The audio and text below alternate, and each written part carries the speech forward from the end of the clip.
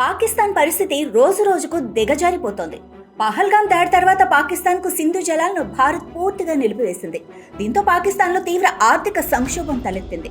వ్యవసాయం కుంటుపడటంతో అన్ని ధరలు ఆకాశాన్ని అంటాయి. అదే సమయంలో భారత్ నుంచి సహాయం పూర్తిగా నిలిచిపోవడంతో నిత్యావసర వస్తువుల ధరలు అమాంతం పెరిగిపోయాయి. దీంతో పాకిస్తాన్లో ద్రవ్యోల్బణం అక్కడి ప్రజలను తీవ్రంగా ఇబ్బంది పెడుతోంది.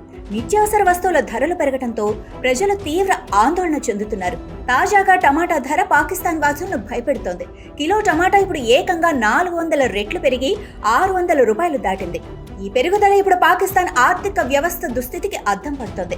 పాకిస్తాన్ పార్లమెంటులో టమాటా ధరలపై చర్చ పెద్ద దుమారం రేపింది.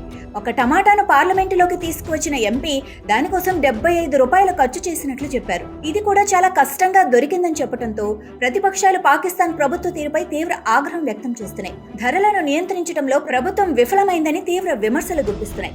పాకిస్తాన్, ఆఫ్ఘనిస్తాన్ మధ్య అక్టోబర్ 11వ తేదీ నుంచి వాణిజ్య లావాదేవీలు పూర్తిగా నిలిచిపోయాయి. సరిహద్దు చెక్ పోస్టులు మూసివేయడంతో సరుకులు, కూరగాయల దిగుమతులు పూర్తిగా నిలిచిపోయాయి.